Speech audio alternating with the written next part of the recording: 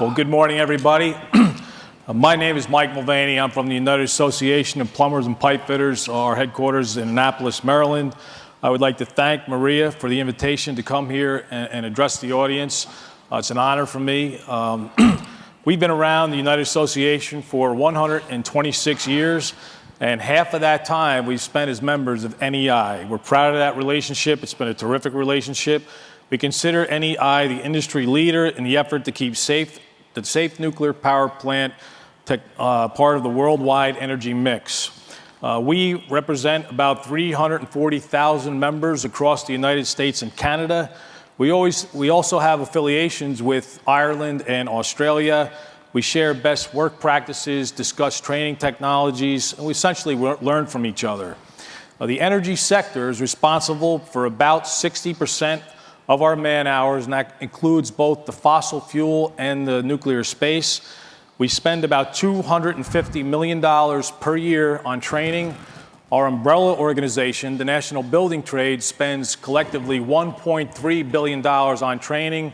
We have 1,600 training centers throughout North America. And just to put that in a little perspective, if we were a K through 12 education system, would be the fourth largest school district in the United States, surpassed only by New York, Chicago, and Los Angeles. That money comes out of our members' pockets. It's invested in our skill sets. We need to be the safest, most productive, and efficient workers out there available to the construction industry. The nuclear power industry supports about 475,000 jobs across America. Our nuclear energy facilities typically employ 400 to 700 people during operations, and that salary is about 36% higher than the local average in the area. Now, by some estimates, we in the building trades, we work about 35 million man hours per year performing the maintenance and modification in nuclear plants throughout the USA. The performance of these skilled workers, supplementing the utility's in-house staff, make it possible for refuel outages to be planned and executed with great certainty of completion. We take a lot of pride in bringing jobs in under schedule and on time and on budget. Some new construction, we'll talk a little bit about that. One nuclear power plant can support 3,000 to 4,000 jobs for a period of 4 to 5 years for members of the building trades. An estimate at the amount of man hours it creates is about 20 million man hours for all crafts in the building trades. 80% of our plants in the United States are unionized. It's a significant number of jobs in the nuclear industry are union jobs, high-paying jobs that do a good job supporting the middle class of our nation. Some of the economic impacts. The average plant produces about $470 million annually in sales of goods and services to the local communities. Industry collectively contributes about $60 billion a year to the U.S. economy and generates more than $12 billion per year in federal and state tax revenue. So we are a significant portion of the landscape of America. We'll talk a little bit about what happens in some of these communities when the plants close prematurely. Back in 2015, Vermont Yankee closed. Vermont. $493 million of economic activity was lost, and housing prices in that community declined by 25%. Vermont Yankee had about 600 employees working at that site with an average salary of $90,000 per year. Again, good middle-class jobs. When Maine Yankee shut down in 2000, quite some years ago, it was more devastating to the community. Property taxes in that local community spiked 1,000%. That's a big number, 10 times what they were paying prior to that plant closing. The number of residents living in poverty doubled. Oyster Creek in New Jersey. I live about 7 miles away from Oyster Creek. I have quite a few friends that work there. It's scheduled to close in 2019. 42% of the local taxes are paid by that one nuclear power plant, $11 million annually. $68 million in salaries are going to be lost when that plant closes. Most of the 99 reactors across America are located in rural areas with relatively low populations. It makes the closure of one of these plants much more devastating because of the tax revenue that disappears.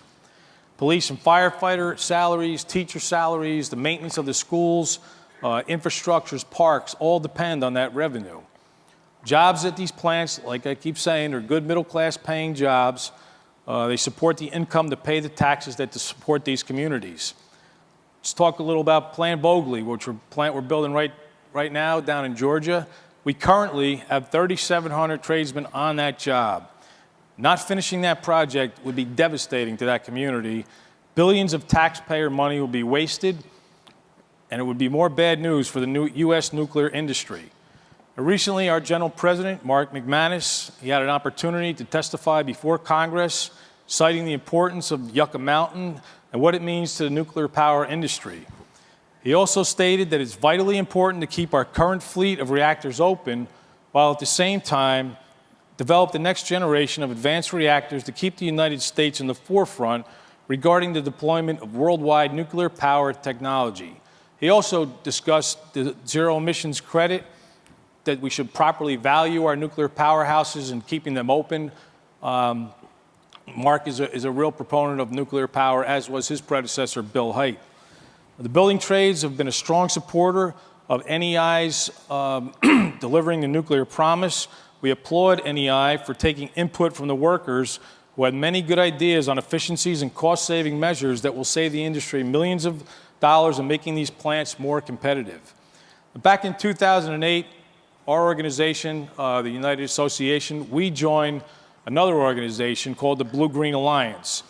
And who they are is they're a coalition of environmental groups and labor unions. We try to work together where we can. We don't see eye to eye on a lot of issues.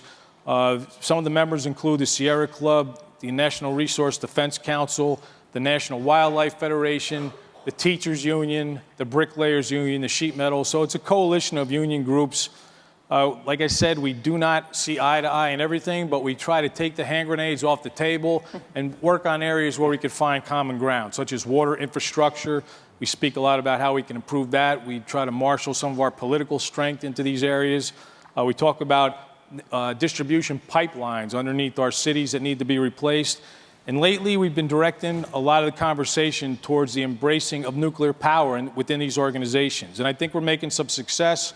Mike mentioned earlier Illinois, the Future Energy Jobs Bill. I think that the Blue-Green Alliance was helpful in getting the Sierra Club to sign on to that, the National Resource Defense Council. We're trying to move, by being a member, we have a seat at the table. We're trying to move the direction and move the needle in the right direction when it comes to nuclear power. And I think we're going to see some more positive things come from that relationship. Just some of the things we talk about amongst the building trades as far as the future of nuclear power. We're concerned about it, like all of you in this room are. The United Nations International Panel on Climate Change recommends that we double the world's nuclear capacity by 2050. Now, right now in the United States, we're only building 4 new reactors, and the future is uncertain. We do believe that discussions we're having place where we can see a great potential for man-hours in the building trades is with the SMRs. They need to have a much faster regulatory and review process. Just attended a conference in Atlanta not too long ago and just listened to what NuScale had to say. We're excited about what they're doing.